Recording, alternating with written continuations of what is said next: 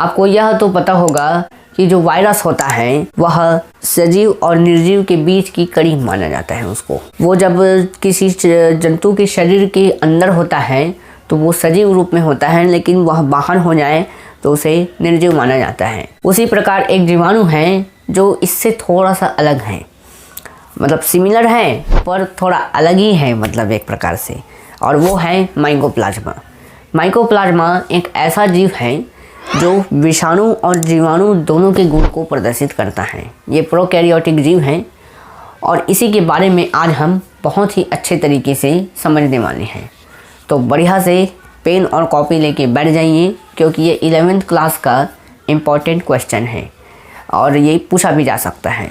तो हो सकेगा तो इसके जैसे कि सामान्य परिचय, लक्षण और संरचना समझ लेंगे, फिर उसके बाद जीवन चक्र और महत्व को हम अगली वीडियो में समझ सकते हैं। ठीक है, तो दोस्तों माइकोप्लाज्मा के परिचय को समझते हैं। परिचय में क्या समझेंगे, वैसे तो ही मैंने बता दिया है कि विषाणु और जीवाणु के संयोजक कड़ी के रूप में इसे माना जाता है।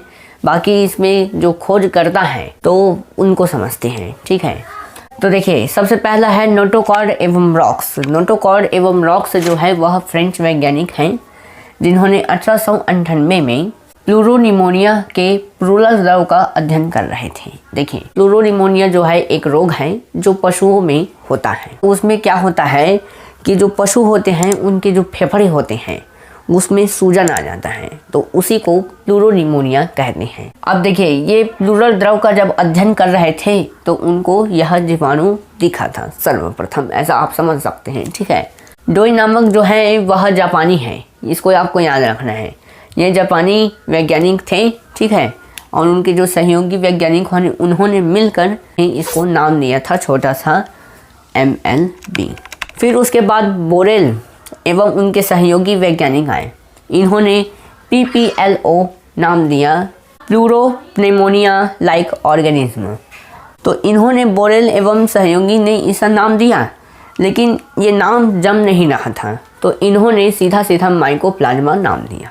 तो ये परिचय था, इनकी खोज के बारे में कुछ छोटी सी जानकारी थी जो आपको पता होनी चाहिए। अब माइकोप्लाज्मा के हैं जो लक्षण, देखिए लक्षण बहुत ही सरल है, लेकिन लक्षण में भी कुछ ऐसे शब्द और कुछ ऐसे चीज़ें हैं जो आपको समझ में नहीं आएंगी, तो उसको अभी हम समझेंगे लक्षण में। ठीक है, जो मतलब बुक में दिया है लेकिन आपको समझ में नहीं आएगा। तो ये जो पहला जो ऐसा लक्षण है जो समझ में ना आता हो शायद में, द्विस्तरीय इकाई झिल्ली।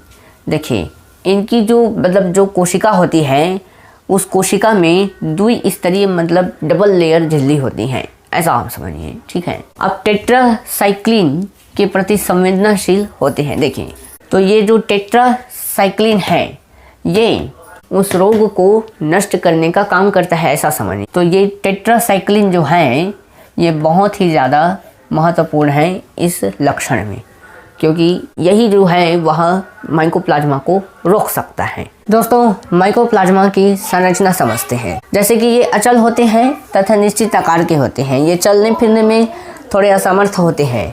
ठीक है, और अनिश्चित आकार के होते हैं, मतलब इनका कोई निश्चित आकार नहीं होता है। अनिश्चित आकार क्यों होता है इसको समझेंगे। अब देखिए ये द्विस्तरीय इकाई झिल्ली द्वारा घिरे होते हैं, ये तो हमने लक्षण में ही देख लिया था इसको। ठीक है, परिधि 80 से 800 माइक्रोन होती है। ठीक है, इकाई झिल्ली की मोटाई 800 माइक्रोन होती है। इसमें जो एक इकाई जैसे द्विस्तरीय इकाई होते हैं तो उसमें से जो एक इकाई है उसकी मोटाई जो होती है वह 8 माइक्रोन होती है। ठीक है, कोशिका भित्ति नहीं पाई जाती है। अब देखिए इसमें कोशिका भित्ति नहीं पाई जाती है, कोशिका झिल्ली और कोशिका भित्ति दोनों में अंतर होता है। बाकी साइनोबैक्टीरिया की संरचना में ही मैंने इसको अच्छे से समझा दिया है। अगर आप उस वीडियो को नहीं दिए हैं तो एंड स्क्रीन में आप उस वीडियो को जाके देख सकते हैं। तो देखिए तो कोशिका भित्ति नहीं पाए जाते हैं ना, तो कोशिका भित्ति क्या करता है कि कोशिका को निश्चित आकार में रखा रहता है। ठीक, माइकोप्लाज्मा में क्या होता है कि इसमें कोशिका भित्ति नहीं पाया जाता है। जब कोशिका भित्ति नहीं पाया जाता है इसलिए इनका जो आकार होता है वह अनिश्चित होता है, निश्चित नहीं होता है। तो उसकी जो संरचना है कुछ इस प्रकार दिखाई देती है। ठीक है, और स्क्रीनशॉट ले लीजिए। ठीक है, और माइकोप्लाज्मा में जो DNA होते हैं और RNA होते हैं उसमें क्या होता है कि जो RNA होते हैं ना वो माइकोप्लाज्मा में 4% पाया जाएगा और डीएनए 8% पाया जाएगा। मतलब डीएनए की जो मात्रा है वो ज़्यादा होती है उसमें, ठीक है। तो ये है संरचना, तो ये संरचना आप समझ गए। आशा करता हूँ दोस्तों यह वीडियो आपको बहुत ही ज़्यादा पसंद आया होगा।